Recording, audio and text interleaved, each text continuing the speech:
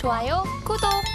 네, 서울경제TV 증시8 조간 브리핑 시간입니다. 서울경제신문에서 발행한 이슈 전해드리는데요. 첫 번째 소식부터 하나하나 짚어보겠습니다. 화면 살펴보시죠. 산타파월의 환호, 카카오, 하이닉스 급등 첫 번째 소식으로 가지고 왔습니다.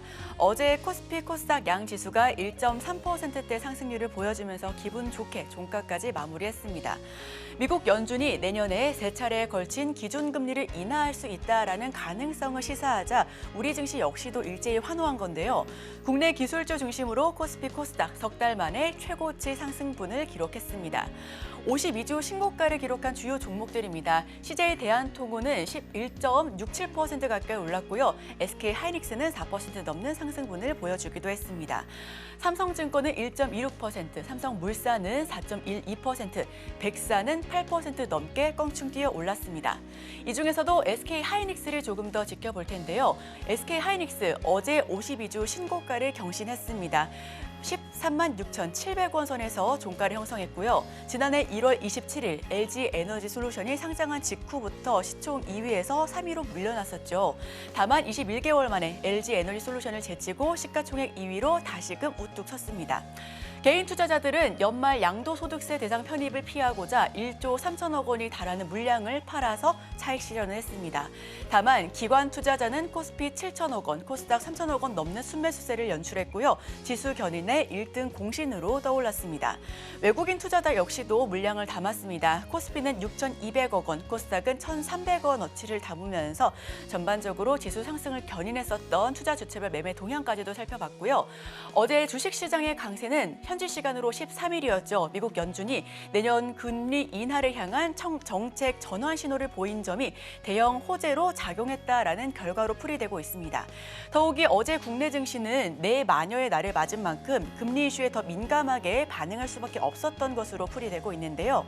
자, 어제 전반적으로 반도체주 강했습니다. 특히 어제 갑작스럽게 등장했었던 CXL 관련주도 5% 넘게 상승하면서 테마를 이루었고요. 오킨스 전자가 가격 제한폭까지 올라가면서 상승분을 크게 확대했습니다. 네오셈도 14% 넘게 올라가면서 그 전날에 추가 상승을 이끌었고 SK 하이닉스 4% 넘는 상승분을 보여줬습니다. 또 고대역폭 메모리 HBM 관련주 역시 상승 흐름을 연출했습니다.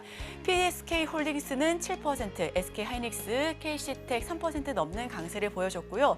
특히나 온디바이스 AI 역시 전반적으로 강한 흐름을 보여주면서 어제 반도체단에서 상승률이 기분 좋게 나와줬었던 하루였습니다. 자, 그럼 정리하고 넘어갑니다. 기술주를 중심으로 기관, 외국인 매수세에 쌍끌이 순매수가 들어왔고요. 코스피 2,544포인트로 석 달 만에 최고치를 갈아치웠습니다. 카카오는 6%, 포스코 퓨처엠은 7% 넘게 뛰면서 SK 하이닉스 21개월 만에 시총 2위를 재탈환했다라는 소식, 첫 번째 소식으로 전해드립니다. 자, 두 번째 소식으로 넘어갑니다. 볼파라 인수로 미국 물꽃은 루닛, 매출 1,000억 원이 목표다. 네, 두 번째 소식으로 루닛 소식 전달드립니다. 루닛이 어제 볼파라 인수 간담회에서 지분 100%를 인수하기로 결정을 했습니다. 루닛은 창립 이래 첫 해외 기업을 인수한 목표로 앞으로 계속해서 발전해 나가겠다라는 의견까지도 전했는데 사진에 나오는 서범석 루닛 대표는 볼파라 헬스 테크놀로지, 즉 볼파라 인수가 완료되면 내년 하반기에 손익분기점을 넘기고 2년 내에 통합 매출 1,000억 원을 돌파할 수 있을 것이다 라는 전망과 비전까지 제시했는데요. 이번 인수의 가장 큰 의미는 루닛이 AI 의료 분야에서 가장 중요한 미국 시장 진출에 대한 교두보를 확보했다라는 점입니다. 볼파라는 사실 미국이 아닌 뉴질랜드 소재 기업이지만 전체 매출의 96%는 미국에서 올리고 있고요. 미국 전체 유방 촬영술 검진 기관 3분의 1에 해당하는 2,000곳 이상에서 볼파라 제품을 지금도 사용하고 있습니다. 지난해 기준 미국 내 시장 점유율은 42%에 육박하는데 이번 인수로 인해서 루닛이 미국 시장에서도 활기차게 또 나아갈 수 있다는 점이 사용되고 있는데 볼파라의 안정적인 매출 흐름도 큰 장점으로 루닛에 자리 잡고 있습니다. 전년 대비 34%의 성장률을 기록했고요. 최근 5년간 연평균 성장률은 63%에 달하고 있습니다.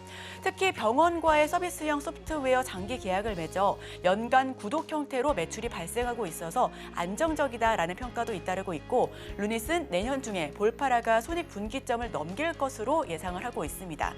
어제 의료 AI 전반적으로 테마 상승을 이루면서 2%대 초강세를 연출했습니다. 딥노이드도 5% 넘는 상승분을 보여줬고요. 코어라인 소프트는 29.98%로 가격 제한폭까지 올라가면서 상한가 진입한 채 종가 형성했습니다. 노을도 3%, 셀바스 AI도 3% 가까운 상승률을 보여줬었고요. 전반적인 상승 흐름 앞으로 내년에 금리 인하의 기조에 맞춰서 더 큰 상승분으로 확대될 수 있을지 이 점도 주목해 보실 필요가 있어 보입니다. 유보강함 특화 기업 2,525억 원을 품에 안았습니다. 매출은 96%가 미국에서 나오기 때문에 점유율 42%를 몽땅 가져올 수 있다는 부분이고요. 2025년 내 루닛이 흑자 전환도 자신 있다는 부분 역시도 함께 지켜보실 포인트로 살펴보시면 좋겠습니다. 네, 다음 소식 세 번째 소식으로 전해드립니다. FEOC의 셈법 복잡해진 K배터리, 중국 대신 국내 소재 기업 손 잡는다. 네, 세 번째 소식으로 배터리 소식 전해드립니다. 2차 전지 한국 소재 기업들이 내년 중국산 배터리 광물 소재 의존도를 줄이려는 공급망 재편 움직임에 오히려 수혜를 볼 것이다라는 소식인데요. 미국 정부는 최근 배터리 공급망에서 중국을 더욱 배제하려는 내용을 담은 인플레이션 감축법상 해외 우려 기업 측 FEOC 세부 규정안을 발표했습니다. 이에 소재 공급망 대체가 불가피해지면서 중국 대신 한국 소재 업계와 손을 잡으려는 한국 배터리 완성차 기업들이 더욱 늘어날 것으로 보여진다라는 소식인데요. FEOC는 외국 기업과 설립한 합작 회사인 경우에 중국 측 지분이 25% 이상이면 보조금을 받지 못하도록 되어 있습니다. 국내 배터리 제조사는 미국 정부의 강경한 정책들의 발등에 불이 떨어진 상황이었었는데요. 오히려 중국이 니켈, 리튬, 흑연 등의 핵심 광물 채굴로부터 가공 단계에 이르기까지 글로벌 배터리 원자재, 소재 공급망을 장악했기 때문에 오히려 이에 대한 반사이익 역시 누릴 수 있다라는 희소식입니다. 글로벌 메탈 광산 시장 조사 기관인 CRU에 따르면 배터리 제조용 광물에 대한 중국 점유율은 역시나 앞서고 있습니다. 흑연 70%, 코발트 73%, 리튬 67%, 니켈 63%에 달하는 수치고요. 특히 중국 기업과 합작 투자를 하지 않았더라도 FEOC로 간주될 수 있다는 점은 우리 기업들에게도 큰 부담으로 자리하고 있었습니다. 이에 국내에서 주로 2차 전지 사업을 하는 한국 소재 기업들이 반사이익을 볼 것이다, 수혜를 볼 것이다라는 입장이고요. 니켈 함량이 높은 하이니켈 배터리를 주력 생산하는 국내 배터리 제조사들은 중국 영향력을 배제한 채 안정적인 니켈 소재 수급 조달처를 마련해야 하는 상황 역시도 좀 부담감이 있었습니다. 다만 이에 중국 자본 개입 없이 배터리 소재 공급망 구축에 속도를 내고 있는 우리 국내 기업들에 좀 주목할 필요가 있다라는 소식도 전해왔고요. 고려 아연 등이 수혜를 입을 것으로 떠오르고 있다라는 설명까지도 덧붙여서 전하고 있습니다. 네, 어제 2차 전지와 니켈 그리고 리튬 관련주 전반적으로 상승 흐름을 보였습니다. LNF 10% 넘게 껑충 뛰어 올랐고요. 성일 하이텍도 10.55%, 포스코 퓨처엠은 7.53% 상승 흐름을 보여주면서 기분 좋게 종가 형성했습니다. 자, 미국 보조금을 받으려면 공급망을 재편해야 하는데 고려 아연 등 한국 소재 기업이 오히려 수혜를 받을 수 있을 것이다라는 의견이고요. 2025년에는 울산에 니켈 밸류체인을 만든다라는 곳에서 조금 더 확실하게 목표치를 상향할 수 있을 것으로 예상이 되고 있습니다. 자, 그럼 마지막 소식으로 전해드립니다.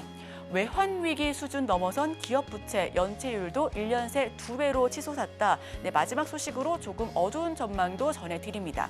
국내 총생산, 즉 GDP 대비 기업 부채 규모가 외환위기 당시 수준을 한참 넘어서고 있습니다. 기업 대출 연체율이 빠르게 올라서 또 다른 뇌관으로 부상하고 있는데요. 내수 경기가 갈수록 어려워지면서 업황은 부진한데 고금리가 좀 장기화되면서 금융비용 부담은 늘어나고 있었던 상황입니다. 이에 한국은행은 물가가 안정될 때까지 긴축 기조를 장기간 지속할 수밖에 없었는데 기업들이 자체적으로 유동성을 확보하는 등 자구책을 좀 기울여야 한다라고 그동안 강조해왔습니다.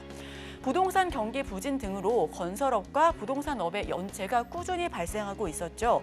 비은행권을 중심으로 연체율이 빠르게 상승했었는데 장기적으로 평균 수준에 근접하는 모습까지 나타났습니다.